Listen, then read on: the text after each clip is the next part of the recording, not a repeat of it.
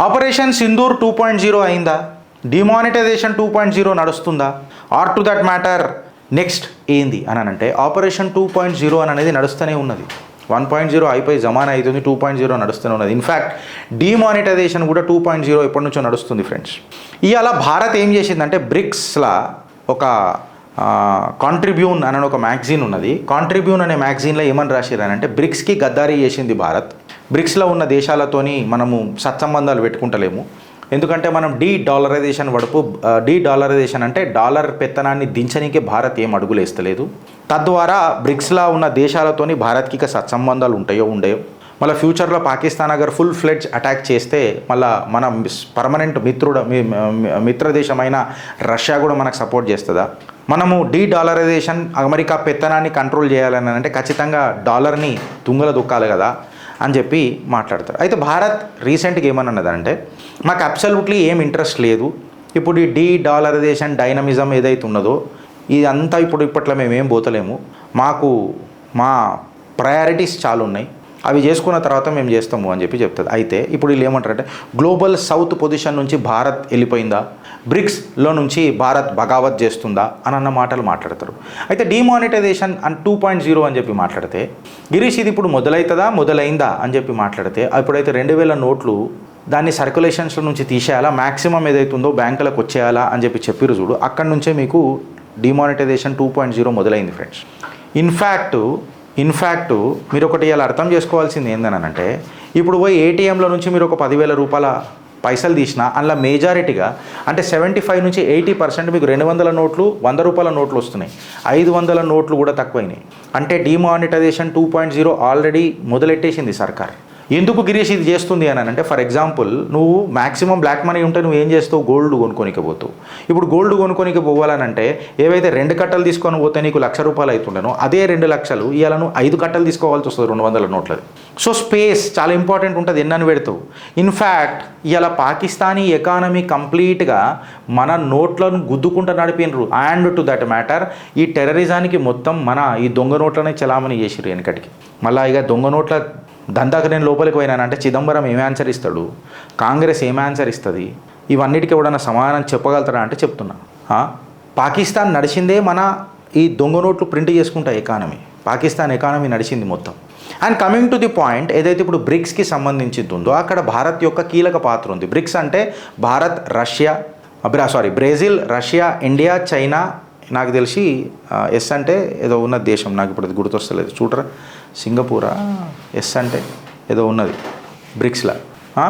ఈ దేశాలన్నీ కలిపి ఒకటి బ్రిక్స్ ఫామ్ చేయి. వెనకటికి డీడాలరైజేషన్ కింద భారత్ కూడా అడుగులేసింది కదా గిరీష్ అని అంటే డీడాలరైజేషన్ చేయాలనంటే అంత పొరగల మజాక్ కాదు, దానికి ఒక మెటికులస్ ప్లానింగ్ ఉండాలి. South Africa friends, south Africa, Brazil, Russia, India, China and south Africa. అయితే ఈ దేశాలలో భారత్ వెనకటికి కీలక పాత్ర పోషించింది. ఇన్ఫ్యాక్ట్ మన మోదీ గారు కూడా పోయి డీడాలరైజేషన్ కింద ఒక బ్రిక్స్ కరెన్సీ లెక్క కూడా లాంచ్ చేద్దామని అన్నారు. దాని తర్వాత ఇలా సడన్గా డీడాలరైజేషన్ వైపు నుంచి భారత్ డైనమిక్గా వెనుకకెళ్ళిపోతున్నది అనే ముచ్చట ఎందుకు వచ్చింది అని అంటే వరల్డ్ జీడిపి తీసుకుంటే వరల్డ్ జీడిపి అనేది 110 ట్రిలియన్, అందులో 30 ట్రిలియన్ ఆల్మోస్ట్ మీకు యుఎస్ ఉన్నది, అమెరికా ఉన్నది.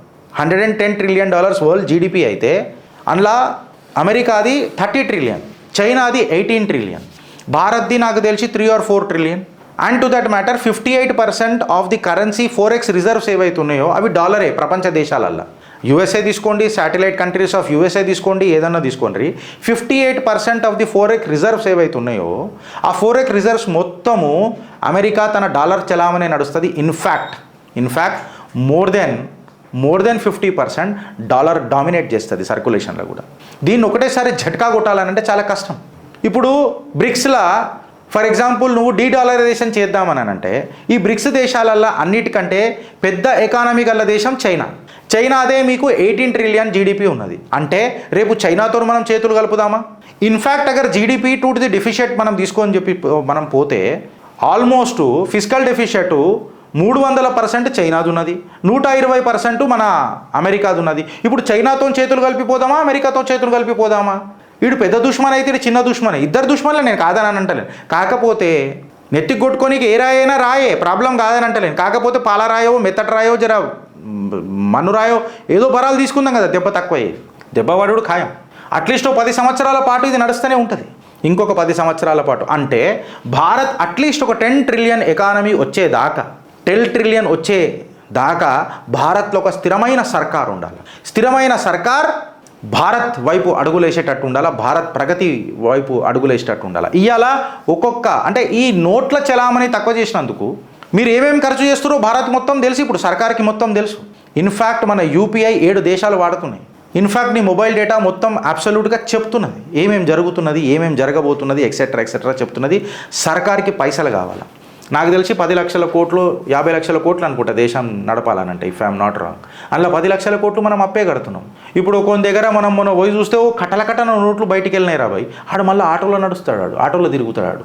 అట్లా ఇట్లా ట్యాక్స్ ఎగ్గొట్టి నడిపించే జనాలు ఎంతమంది లేరు భారతదేశంలో. ఇదంతా చలానమని చేయాలంటే మనం 500 నోట్లు జనరల్గా మెల్లమెల్లగా క్రమంగా తక్కువ చేసుకుంటూ రావాలా. అందుకే 200 నోట్లు 100 నోట్లు చలామణిలకు ఎక్కువ రావాలా. ఇన్ఫ్యాక్ట్ ఇది బ్రెయిన్ చైల్డ్ ఏదైతే ఉండేనో ఈ డిమానిటైజేషన్కి, ఇప్పుడు ఆయన పేరు తీసుకోకపోతే చిత్రగుప్త్ ఒక ఘోరమైన అన్యాయం చేస్తుందని అనుకుంటా. అనిల్ బోఖ్లే ఎప్పుడైతే ప్రధానమంత్రి గారిని కలిసినరో చెప్పినరో, ప్రధానమంత్రి గారు సానుకూలంగా స్పందించి డిమానిటైజేషన్ చేసినరో, ఇవాళ చూడండి పక్క దేశాలు ఎట్లా నాశనమైనాయో మనకు.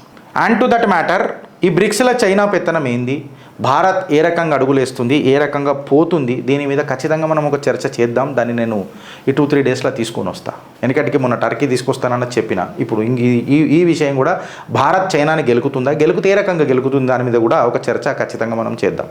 ఇవాళ ఉత్తరాఖండ్ సీఎం ఒక మంచి పని చేసిండు. నాకు తెలిసి రేవంత్ రెడ్డి అన్న కూడా ఇది చేస్తే బాగుంటుందని చెప్పి నేను అనుకుంటున్నా. అగర్ నిజంగా మీకు ప్రజా పాలన అందిద్దామని అంటే రేవంత్ అన్నకు ఒక చిన్న రిక్వెస్ట్, ఆపరేషన్ సింధూర్ ఏదైతుందో ప్రతి ఉత్తరాఖండ్ మదర్సాలల్లా ఇది ఒక పాఠం రూపంలో చెప్తారు, సిలబస్ పెట్టిండ్రు. మదర్సా స్టూడెంట్స్ ఎవరైతే ఉంటారో వాళ్ళకు తెలవాలా ఆపరేషన్ సింధూర్ ఎందుకు చేసినాము. వాళ్ళకి ఏదైతే మతతత్వం బీజాలు నెత్తిలో నాటుతారు చూడు, ఆ నాటిన ఇత్తనాలను సద్మార్గంలో పెట్టి దేశభక్తులను తయారు చేయాలనేది ఒక ఆలోచన ఏదైతే ఉత్తరాఖండ్ సీఎం తీసుకొచ్చిండో దీన్ని స్వాగతిస్తుంది చిత్రగుప్త. మీ కమెంట్ రూపంలో చెప్పురి ఫ్రెండ్స్, ఇది కరెక్టా రాంగా. కష్టమైన పరిస్థితులల్లో ఒక క్రైసిస్ ఉన్న నేతృత్వంలో, అంటే క్రైసిస్ మేఘాలు నడుస్తున్న ఈ తరుణంలో మీరు భారత్ వైపు నిలబడతారా లేకపోతే శత్రువు వైపు నిలబడతారా అనేది ఒక ప్రశ్న ఫ్రెండ్స్. లేకపోతే పాశ్చాత్య దేశ మహిళల కౌగిట్లల్లో మళ్ళీ బందీలై దేశాని కోసము కేవలం పదవుల కోసము దేశాన్ని విడగొడదామా? మీరు ఆలోచించండి ఫ్రెండ్స్. ఇవాళ ఆ బలోచిస్తాన్ ఎందుకు పాకిస్తాన్కి అంత ఇంపార్టెంట్ అనేది మీకు రాను తెలుస్తుంది. ఇవాళ అబ్సల్యూట్గా అమెరికా తన డీడాలరైజేషన్ ఎవరైనా చేస్తాడనంటే ఆ దేశంతో యుద్ధ నీతి మొదలెట్టేస్తుంది. పాకిస్తాన్కి $2.5 బిలియన్ IMF ఫండ్ ఎడికైనా వచ్చింది. 16.5% ఆఫ్ ది IMF ఫండ్స్ ఏవైతే ఉంటాయో అవి అమెరికా ఏదనుకుంటే అదే చేస్తుంది. చైనాని గెలకాలనంటే తైవాన్ని లేపుతుందాడ. ఇవాళ భారత్ని చెక్ పెట్టాలంటే పాకిస్తాన్ని పెంచి పోషిస్తుంది. ఏ దేశాన్నైనా తను యుద్ధ నీతిలో గుంజి ఆర్మ్స్ అమ్మి, ఫైటర్ జెట్లు అమ్మి, ఎక్సెట్రా అమ్మి ఇది చేస్తుంది. ఇవాళ యుద్ధం కూడా మనకు ఒక కొత్త నీతిని ఇచ్చింది. రాను ఫైటర్ జెట్ల కంటే ఎక్కువ డ్రోన్ల విలువ ఎక్కువ పెరుగుతుంది. ఒక చిన్న నేర్చుకున్నాం, cyber warfare is more important today and China is investing more on cyber warfare. ఓ భారతీయులలాగా మనం సిటిజన్ జర్నలిస్టులం అయిదాం. నేను మోదీ గారికి ఒక చిన్న రిక్వెస్ట్ చేస్తున్నా.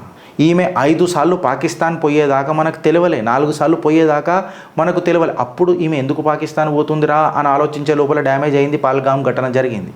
అది తెలంగాణ ఉండని, ఆంధ్ర ఉండని, భారత్లో ఏ భూభాగం ఉండని, అడు యూట్యూబర్ ఉండని, సెక్యూరిటీ గార్డ్ ఉండని, ఆ కాడికి వస్తే ఎవడన్నా ఉండని, ఒక నిఘా సిటిజన్ జర్నలిస్ట్ లెక్క మనం పెడదామా వద్దా? అప్రమత్తం ఉందామా లేదా? కొడితే ఏమొస్తుంది అని అనుకునే దానికంటే నువ్వు కొట్టినవా లేదా అన్నది ఇంపార్టెంట్, నువ్వు ప్రయత్నించినవా లేదా అన్నది ఇంపార్టెంట్, దేశభక్తుడిలా దేశానికి సైనికుడు అయినవా లేదా అన్నది ఇంపార్టెంట్. భారత్ మాతాకి జై. స్ట్రేట్.